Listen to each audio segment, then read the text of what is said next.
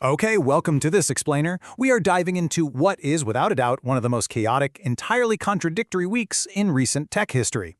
In just a matter of days, we witnessed an unprecedented government ban on an ultra-powerful AI, a confidential IPO filing flirting with a trillion-dollar valuation, and an all-out global clash over who actually controls the future of machine intelligence. So let's jump right into the center of the storm. So when the US government suddenly forced the removal of Anthropic's newest models, Fable 5 and Mythos 5, citing national security concerns, you'd think people would feel safer, right? Well, not exactly. The move definitely did not get universal applause. In fact, cybersecurity researchers fired back almost immediately with an open letter calling the government's forced ban outright dangerous. And just like that, the stage was set for a massive, high-stakes clash between federal regulators and tech experts. Section 1. The Fable 5 ban. To really understand this, we need to look at how we got here. Because this wasn't just some overnight decision, it's basically a pressure cooker that's been building for months. Track it back to February, when the Trump administration explicitly banned federal agencies from using Anthropic, all because the company refused to pull down their guardrails around autonomous weapons and surveillance. Anthropic wasn't having it. They pushed back, actually suing the US government in March over being slapped with a national security supply chain risk designation.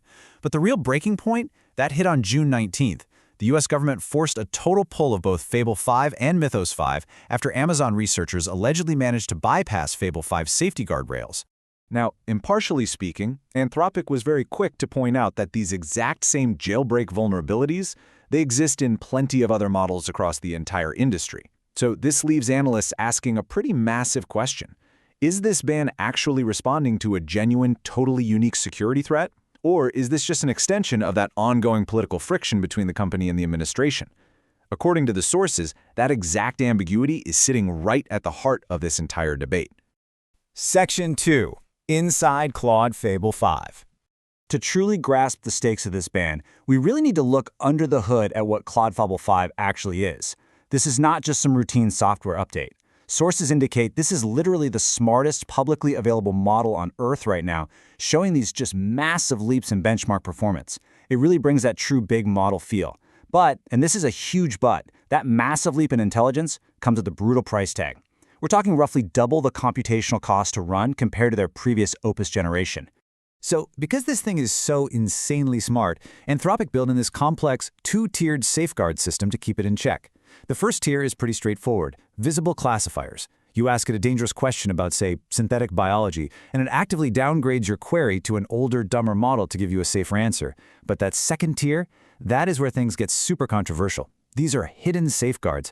If you ask Fable 5 for advanced AI research help, the model silently degrades its own performance, meaning you get a significantly worse answer, and the system never even tells you why it's doing it. And man, did that spark a massive debate in the industry. Critics are looking at this and arguing that secretly neutering AI research requests has absolutely nothing to do with protecting humanity, and everything to do with protecting Anthropic's own profits.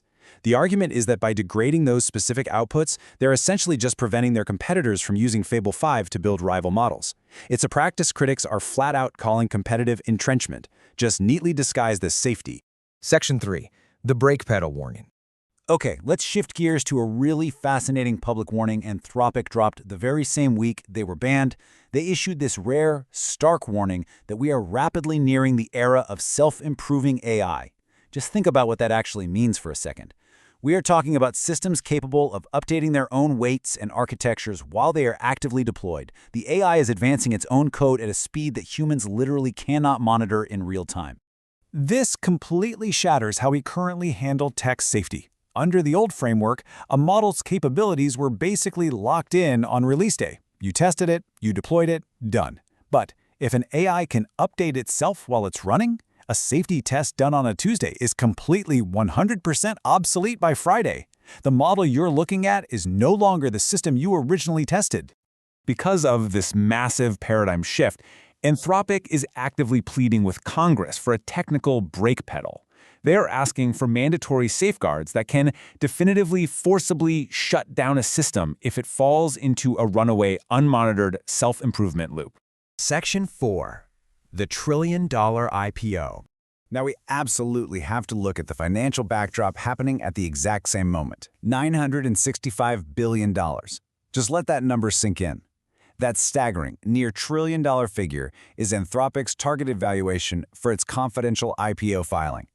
They are essentially asking Wall Street to bet that these AI models won't just get a little better, but will completely reshape the entire global economy. But perfectly juxtaposed right against that unbelievable mountain of wealth creation is this number, 50%. On the exact same day Anthropic filed for its IPO, Senator Bernie Sanders published an op-ed proposing legislation to forcefully transfer 50% of the company's equity directly to the federal government. The dramatic irony here is honestly just off the charts. Analysts neutrally point out the paradox.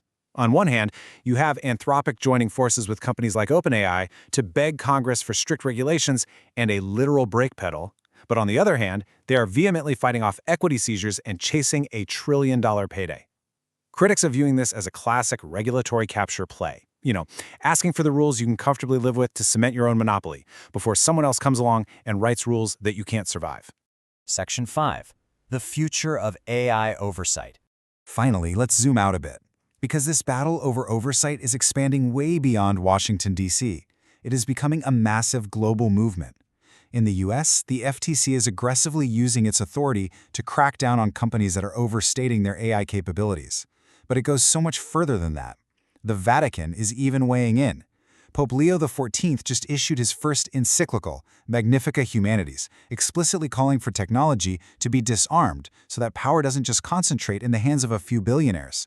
Meanwhile, you've got tech advocates furiously firing back with op-eds, arguing that heavily restricting or banning open-source AI would severely harm education and actual national security. Everybody, everywhere, is scrambling for control. So as we wrap up this explainer, looking at these government bans, the trillion-dollar IPOs, and these wild warnings of self-improving systems, I want to leave you with one final, kind of mind-bending thought. Can static human laws ever effectively govern an intelligence that is constantly rewriting its own rules? It's a massive question. And honestly, it's one we are going to have to answer very, very soon. Thanks for joining me on this explainer, and stay curious.